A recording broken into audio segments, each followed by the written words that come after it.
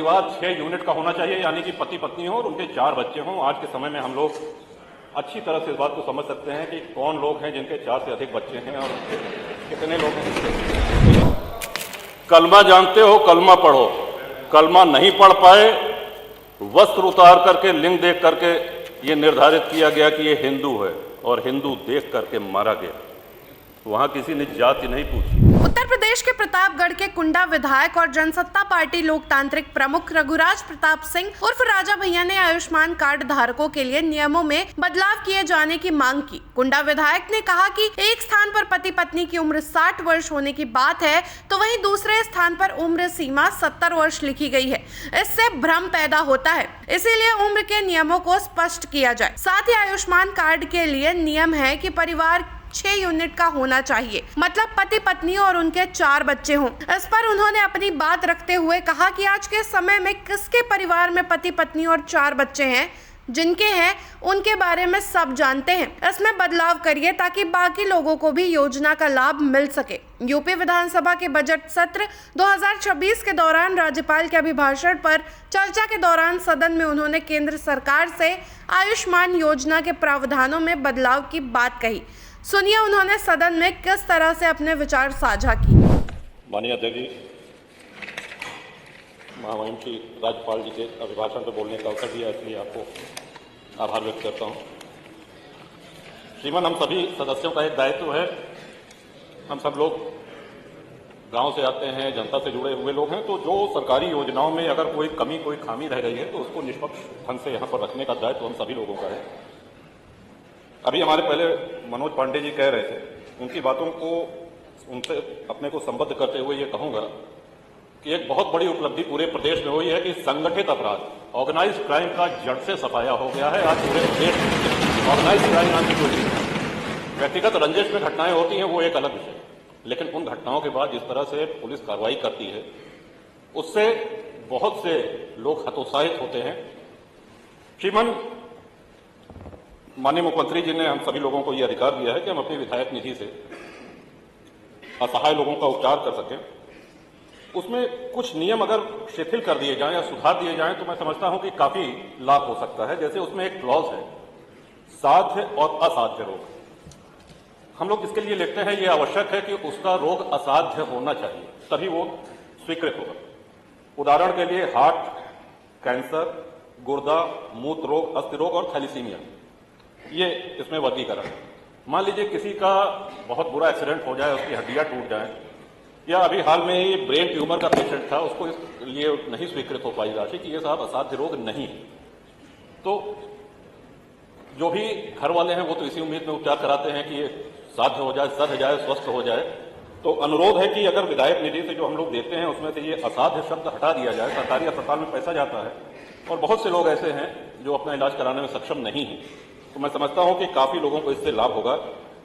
इसी के साथ साथ श्रीमान, पिछले वर्ष भी हमने करा था आयुष्मान कार्ड के लिए जो पात्रता है, उसमें जो 7-8 बिंदु दिए गए हैं, उसमें 9वां बिंदु है कि यदि कोई 60 वर्ष का है, उसका राशन कार्ड 2019 से है, तो उसमें जो सदस्य 60 वर्ष के हों, यानी पति पत्नी दोनों 60 वर्ष के हों। अगली बिंदु में ये लिखते हैं कि जो व्यक्ति 70 वर्ष या उससे अधिक का हो, तो ये भ्रम पैदा करता है श्रीमान। एक और इसमें एक बिंदु है कि परिवार 6 यूनिट का होना चाहिए, यानी कि पति पत्नी हो और उनके 4 बच्चे हों। आज के समय में हम लोग अच्छी तरह से इस बात को समझ सकते हैं कि कौन लोग हैं जिनके 4 से अधिक बच्चे हैं और कितने लोग हैं। तो श्रीमान, ये अगर क्लॉज इसमें से हटा दिया जाए तो मैं समझता हूं कि असली पात्र व्यक्ति को इसका लाभ मिलेगा। महामहिम श्री राज्यपाल जी ने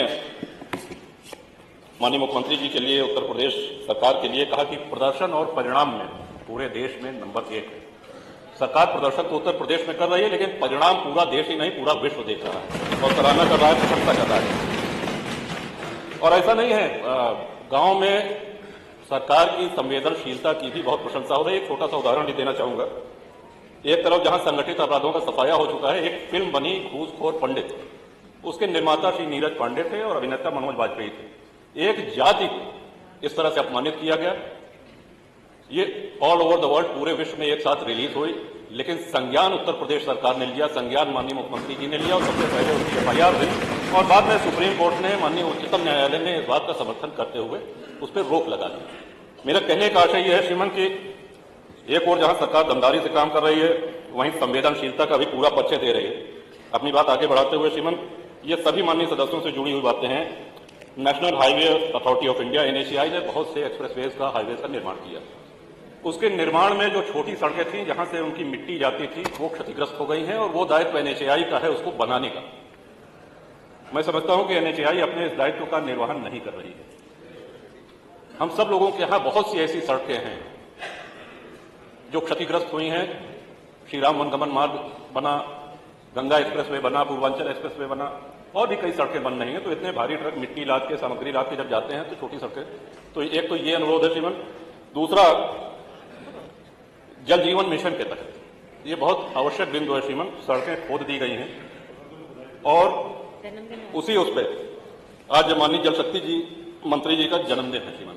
और मुझको याद है कि परसों माननीय सदस्य सड़कें खुदने से और जन्मदिन से क्या मतलब है श्रीमान? परसों रोमी जी का जन्मदिन था और उनकी सबसे अच्छी मिठाई का संस्थान है द हेजलनट फैक्ट्री। आपने पीठ से निर्देश किया कि भाई जन्मदिन है तो पूरे सदन को मिठाई बांटना ये तुम्हारा दायित्व है, ये मैं तुमको निर्देश देता हूं, ऐसा आपने कहा। उसका उन्होंने पालन भी कराया। एक एक माननीय विधायक को एक एक डिब्बा। मैं समझता हूं कि रोमी जी को पुनः बधाई। तो आज इनके जन्मदिन पे एक निर्देश ये आप अवश्य दे दें माननीय जल शक्ति मंत्री जी को कि अगला जन्मदिन आने के पहले जो सड़कें क्षतिग्रस्त है, माननीय मंत्री जी, इसको गंभीरता से दिखवा लिया जाए। और आधे से अधिक टंकियां अभी चल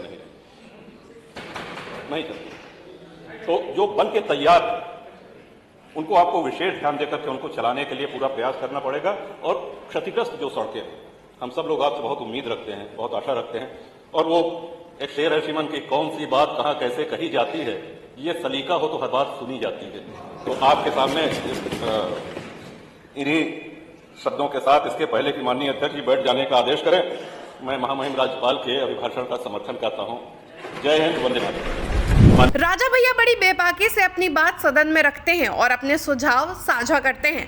इसके पहले भी हमने देखा था कि कुंडा विधायक ने आतंकवाद के मुद्दे को लेकर और सनातन की एकता को लेकर किस तरह से बड़ी गंभीरता के साथ अपनी बातें कही थी। उन्होंने इस बात को भी उजागर किया था कि कलमा नहीं पढ़ पाए तो जान से जाओगे। देश की सुरक्षा को लेकर भी उन्होंने क्या क्या कहा, उनके पूरे बयान को आप सुनिए। और आपने हमेशा बराबरी का व्यवहार किया है, तो हम भी अपेक्षा करते हैं कि जैसे 10 मिनट 11 मिनट आप लोग बोले तो आपसे किसकी बराबरी हो सकती है? टोक देते हैं तो अब लड़खड़ा जाएगा। आपसे किसकी बराबरी हो सकती है? किसी की नहीं हो सकती। माननीय नेता सदन ने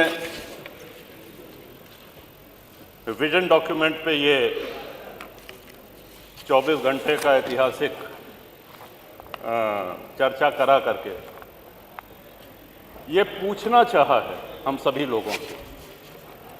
माननीय प्रधानमंत्री मोदी जी का एक सपना है कि 2047 में जब हमारा देश अपनी आज़ादी के 100 वर्ष पूरे कर रहा हो तो हमारा देश कैसा दिखना चाहिए, हमारा देश कैसा होना चाहिए, इस विषय में उत्तर प्रदेश विधानसभा के माननीय सदस्यों की क्या राय है, क्या सलाह है। इस निमित्त ये विशेष आह्वान किया गया है। श्रीमान, कल से हम सभी लोग देख रहे हैं, बहुत से माननीय सदस्य तो इसमें ऐसे बोल रहे हैं जैसे ये बजट पे बोल रहे हों या धन्यवाद प्रस्ताव के विरोध में बोल रहे हों। हम लोगों को अपनी राय देनी है, अपने सुझाव देने हैं। वो सुझाव यदि मानने लायक हुआ तो मानेंगे, नहीं मानने लायक हुआ कोई बात नहीं। इस तेजी से बदलती हुई दुनिया में नई तकनीकें आ रही हैं, उसमें हम कैसे आज विश्व के साथ खड़े रहें। आज हमको अपने अंदर सुधार क्या करना है, व्यवस्था में क्या परिवर्तन लाना है, कैसे हम विश्व के अग्रणी देशों में अपनी गिनती कराएं, कैसे हम विश्व गुरु बने जो कि पहले भारत था। इस विषय में सुझाव देने के बजाय लोगों की आवाज़ आती है कि साहब 47 की बात छोड़ दीजिए, 2027 में हम आ रहे हैं। अरे कहीं मोदी जी ने कहा है क्या कि 2047 में हम ही प्रधानमंत्री रहेंगे, या नेता सदन ने कहा है क्या कि 2047 में हम मुख्यमंत्री रहेंगे?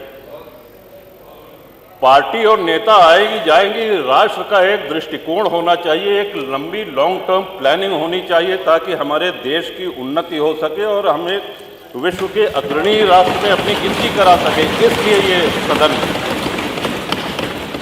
श्रीमान, आज हमारे देश के सामने सबसे बड़ा खतरा जो बाहर से भी है और अंदर से भी है वो है आतंकवाद का। आतंकवाद इतना नित्य प्रयोग किया जाने वाला शब्द है कि हम इसको हल्के में लेने लगे। कल्पना करें, अमरनाथ जी दर्शन करने यदि कोई भक्त जाता है, बड़ी संख्या में लोग जाते हैं, 80,000 सैन्य बल लगते हैं सुरक्षा देने के लिए। क्या हम कल्पना कर सकते हैं अगर वहां सेना और सैनिक बल न हो तो जो श्रद्धालु हैं, जो दर्शनार्थी हैं, क्या वो दर्शन कर सकते हैं? उनके साथ आतंकवादी क्या व्यवहार करेंगे, और जो व्यवहार करेंगे क्या जाति पूछकर करेंगे? अभी हाल में पुलवामा हुआ है, आप सभी लोगों ने देखा है, हम सभी लोग इसके गवाह हैं। कलमा जानते हो, कलमा पढ़ो। कलमा नहीं पढ़ पाए, वस्त्र उतार करके, लिंग देख करके ये निर्धारित किया गया कि ये हिंदू है, और हिंदू देख करके मारा गया। वहां किसी ने जाति नहीं पूछी। किसी भी चीज का बंटवारा हो, चाहे वो घर का हो, संपत्ति का हो, व्यापार का हो, अगर आप बांटेंगे तो उसको कमजोर करेंगे। श्रीमान, भारत सबसे बड़ा विश्व का आबादी वाला देश है, सबसे बड़ा लोकतंत्र है, और इसका बहुत बड़ा श्रेय इसमें जाता है कि बहुसंख्यक हिंदू समाज यहां रहता है। जिन देशों में संविधान लागू है, विश्व के जिन देशों में संविधान लागू है, जहां राजतंत्र है, सुल्तान है बैठे या कोई तानाशाह है, उसकी हम बात नहीं कर रहे हैं। जिन देशों में संविधान लागू है, समय के साथ देश काल परिस्थिति के अनुसार संविधान में संशोधन होते रहते हैं। लेकिन जिन देशों में संविधान लागू है, क्या कहीं उसका प्रिएम्बल, क्या कहीं उसकी प्रस्तावना बदली गई है? विश्व में एक भी देश ऐसा नहीं है जहां प्रस्तावना ही उठा के बदल दी जाए। संविधान शिल्पी बाबा साहब अंबेडकर, संविधान सभा के अध्यक्ष बाबू राजेंद्र प्रसाद, पंडित जवाहरलाल नेहरू, सरदार पटेल, सरोजनी नायडू जी, कृपलानी जी, ऐसे ऐसे विद्वानों ने मिलकर के हमारे संविधान की रचना करी, और उसकी प्रस्तावना को ही 1976 में इमरजेंसी में, आपातकाल में, एक झटके में, जब देश में लोकतंत्र नहीं था, बदल दिया गया। श्रीमान, बाबा साहब अंबेडकर उस वैद्य की तरह हैं जो एक बहुत बड़ा वैद्य कोई औषधि दे। अब आप पहुंच जाइए बीच में कि नहीं साहब इनसे बड़े तो हम वैद्य हैं, इन्होंने क्या कहा, ये गर्म पानी के साथ लेना है, गर्म नहीं ठंडे दूध के साथ लो। कहने इसमें क्या है, कहने इसमें अदरक मिला दो, इसमें क्या है, लहसुन प्याज मिला दो। तो जो वैद्य ने दवा दी है उसकी तो ऐसी तैसी हो गई। इतने बड़े, और 2047 में सबसे जरूरी है भारत की जनता को जागरूक करना। लोकतंत्र के साथ जब भी कुठाराघात होता है, जब भी उपहास होता है लोकतंत्र का, जनता को बोलना पड़ेगा, बोलना पड़ता है। नेता कितना भी मजबूत हो, राष्ट्र कितना भी मजबूत हो, लेकिन राष्ट्रवासी वो जागरूक हों, मुखर हों। और इसके पीछे शिक्षा प्रणाली एक बहुत बड़ा कारण है। मैकाले की शिक्षा प्रणाली ने हमको हीन भावना सिखा दी है। आज हमारे गुरुकुल बंद हो गए हैं। धीरे धीरे ये प्रयास हो रहा है कि हमारा गौरवशाली इतिहास आज हमारे बच्चों तक पहुंचे, और उसके लिए इंटरनेट जैसी कई सुविधाएं उपलब्ध हैं। श्रीमान, भारत में लगभग हर प्रमुख धर्म का व्यक्ति रहता है। हिंदू हैं, मुसलमान हैं, सिख हैं, ईसाई हैं, लेकिन किसी भी जैन हैं, किसी भी अन्य धर्मानुयायी के धर्मस्थल से पैसा नहीं लिया जाता है। कहीं आपने सुना है मस्जिद से पैसा ले रही है सरकार, चर्च से पैसा ले रही है सरकार?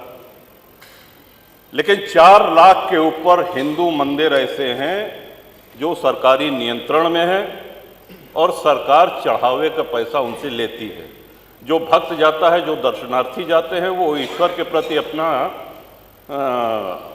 समर्पण करते हैं। सरकारी नियंत्रण मंदिरों पर से हटना चाहिए। आपके माध्यम से, इस सदन के माध्यम से अपनी ये बात पहुंचाना चाहेंगे श्रीमान। और हमारा स्पष्ट मानना है लोगों ने जापान की तुलना करी कि साहब जापान कभी किसी का गुलाम नहीं रहा, और जापान हो यूरोप के कई देश हों, उनके साथ सबसे बड़ा फायदा जानते हैं क्या है? उन्होंने अपने आस्तीन में सांप नहीं पाले हुए हैं। हमारे आस्तीन में इतने सांप है कि हम अपने घर के सांपों से लड़े कि बाहर के दुश्मनों से लड़े। आपका इशारा हो गया श्रीमन, 2 मिनट। बहुत अच्छे हो, इशारा समझते हो। अंग्रेज जब भारत में आए, उसके पहले हमारी जीडीपी विश्व की जीडीपी के 30% से अधिक थी। पूरा व्यापार हम करते थे, और जब गए तो लगभग 1-1.5% बचे थे। हम कंगाली पे आ गए थे। अंग्रेज जब आए तो 60 से 70 हजार अंग्रेज सैनिक थे कुल, और उस समय अविभाजित भारत की आबादी 60 करोड़ थी। 1857 की गदर के बाद, स्वतंत्रता संग्राम के बाद, वो संख्या अंग्रेज सिपाहियों की 80,000 से 1 लाख हो गई। आप कल्पना करें, 60 करोड़ लोगों पर 1 लाख अंग्रेज सैनिक हुकूमत करते रहे, हमारा खून चूसते रहे। क्यों? क्योंकि हम मौन रहे, हम निष्क्रिय रहे। और आज़ादी के बाद भी हमको अहिंसा का एक ऐसा पुट पढ़ा दिया गया कि अहिंसा परमो धर्मा। हाँ ठीक है, अहिंसा परमो धर्मा है, लेकिन इसकी दूसरी पंक्ति है अहिंसा परमो धर्मा धर्म हिंसा तथैव च। इन्हीं शब्दों के साथ आपका आभार व्यक्त करते हैं श्रीमन। और कुंभ की चर्चा आई तो कुंभ में मैंने प्रवास किया श्रीमन। देश विदेश में कुंभ की चर्चा हुई, प्रशंसा हुई, और एक छोटे से छोटे सफाई कर्मी से लेकर के बड़े से बड़े अधिकारी ने अपनी पूरी ऊर्जा लगा दी। मैं समझता हूं कि इतने बार तुम माननीय नेता सदन गोरखपुर नहीं गए होंगे जितनी बार प्रयागराज गए हैं। सुबह न देखा न शाम देखा, हमेशा पहुंचते रहे। और अद्भुत व्यवस्था, 60 करोड़ के ऊपर श्रद्धालुओं ने पतित पावनी मां गंगा में स्नान किया। इतना बड़ा जमावड़ा सनातनियों का, लेकिन कहीं ये नारा सुनने को मिला कि साहब इस मजहब के, इस धर्म के लोगों को हम नहीं रहने देंगे। कहीं किसी दूसरे धर्म, किसी दूसरे मजहब के किसी धर्म स्थल को कोई नुकसान पहुंचाया गया? एक नारा कहीं लगा? यही सनातन की, यही हिंदू धर्म की महानता है। और श्रीमन, भारत इसीलिए धर्मनिरपेक्ष राष्ट्र है क्योंकि हिंदू बाहुल्य है, सनातन बाहुल्य है। हम 2047 में विजन में जो योगदान देना चाहते हैं, हम इस महान सदन के आदरणीय सदस्यों के माध्यम से सलाह पहुंची है, उस सलाह में अपनी अंतिम एक बात अवश्य जोड़ना चाहेंगे कि कृषि भूमि हमारे देश में कम हो रही है। नगरों का, गांवों का निर्माण हो रहा है, प्लॉटिंग हो रही है, सड़कें निकाली जा रही हैं, हमारी आबादी बढ़ रही है, लेकिन हमारी कृषि भूमि में कमी हो रही है। इस चिंता को भी ध्यान में रखें, और इस सदन के माध्यम से माननीय जो नीति निर्धारक हैं, जो केंद्र में बैठे हैं, आदरणीय प्रधानमंत्री जी, वो भी अवगत हों। आपने अवसर दिया, बहुत बहुत धन्यवाद। माननीय नेता